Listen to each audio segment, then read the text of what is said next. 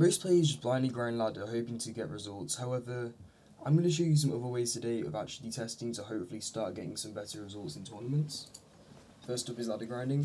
Now, ladder grinding, a lot of top players like Tord and they do, you see them posting like 2100 elo.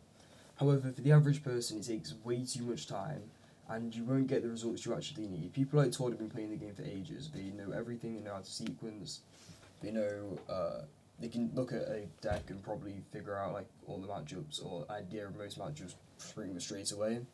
But deck building is completely fine. They know how to build decks, great. So for them, just grinding ladder can sometimes get a bit of results and can help them kind of figure out stuff with their deck. However, for the average person, there's better ways of testing. So I would say if you are going to play ladder, try and play a couple concentrated games because randomly just playing games like while watching a YouTube video isn't going to really help you. You should be thinking about your prize map and what your plan is for next turn, what you think your opponent's going to do next turn, how you can react to that sort of thing, as well as also concentrating on sequencing and playing a couple, maybe like 3 or 4 games of ladder compared to playing 10 non-concentrated is definitely a lot better. So play 3 or 4 concentrated games instead of playing like 10 non-concentrated. And then also, I'm going to get onto another method which you can combine with playing a bit of ladder. But I would say stop ladder grinding. It's not the best way to test, and play a couple concentrated games of ladder if you are going to play much ladder. Now, next is rewatching games. Now, as I said, you can combine rewatching games with ladder grinding. Well, it's not really ladder grinding at this point, you play a couple games of ladder. Now, personally, I don't do this much, however, I do want to do it more. And it can really help you spot areas you need to improve on, like prize mapping, sequencing, or finding win conditions by just like having a look at different situations and giving yourself a bit of time to think about what the best play is in that situation. I definitely think you see a lot of results out of this and kind of figure out what areas you're actually struggling on and how you're losing games. And also watching tournament games, like just watching regionals and seeing matches and thinking about what you would do in the player situation and seeing what they actually do and working out why they did that can be really helpful. I mean, especially like final games and top 8 games, you just see so many incredible plays that the average person just wouldn't think of. And that's what really separates the top players from just normal players who are getting maybe like day 2 at a regional, maybe not even making day 2. The third way, TCG Masters, definitely really good. However, it does get boring quickly. So those who don't know, TCG Masters is a simulator. So you can quite quickly play games against yourself, or now actually against other people, which is useful. It's definitely a really good way to find out how good a deck is straight away into matchups. You can play a lot of games in a time. Like, it's honestly incredible how many games you can play. And also, if you're using it well, you can identify the best lines into matchups, and it's definitely more efficient.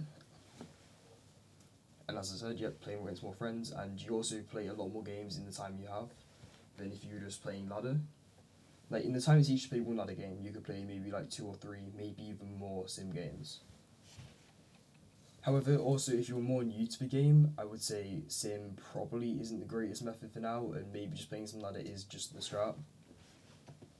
Now, next is online tournaments. Now, online tournaments I think are really good for playing against good opponents and a lot of meta decks as well. It's definitely better in terms of quality of opponent than ladder.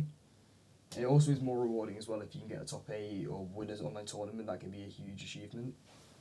However, the downsides are they can take a while, and now and again they do have like complications where your opponent might say they won when they didn't win. It's not very often, but it can happen, and it can really just kind of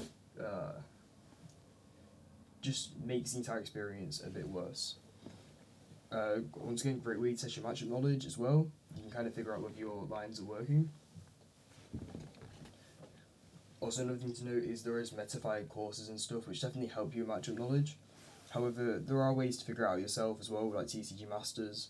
While it will take longer than just watching a video, it's sometimes better in some ways. You kind of like get the process down, and you can kind of you know more about why you're making the decisions as well, what's going into your choices. Now finally, yeah, no, not finally, testing group. Now, a testing group is definitely one of the best ways to test, especially if you're against a really good group of committed players, and it's extremely valuable. However, I mean, in the past I've got distracted while testing and played less games than I probably would play just playing Sim. It's probably definitely one of the most fun ways to test for an event, and you can help share ideas and discuss matchups. Multiple times people have stopped me playing a bad deck for a tournament because I've just taught them about it, which has definitely helped. And I kind of wish I'd done that more this season. And if you're in the correct group, this is definitely the best way to test. However, it can be hard to find and sometimes can be distracting. Now, finally, locals. Now, locals are definitely fun. However, most locals don't have very many good players. If you have a strong local scene, then it's definitely a great and fun way to prepare for events. And I would say even if you don't have a great local scene, it can be just extremely fun and you just enjoy the game without too much pressure, which I think is really good to have. And finally, you can use a lot of these methods together, which can really help with testing. Using just one by itself probably won't give you results. However, also once again, none of this matters if you don't enjoy your testing. Make sure you're making the game fun. Once again, like going to locals can keep it fun. And just grinding TCG Masters, which could be great, you can get a lot of progress out of that, isn't very good if you just get burnt out straight away. And also consistent practice, even when you don't have an upcoming tournament, is definitely vital. Or you'll just, when you actually come down to like playing the game again, you just find it hard to make decisions. And that's it. You can click the video on screen now to find out more about Dragapult and how to play it better. Thanks for watching. See you in the next one.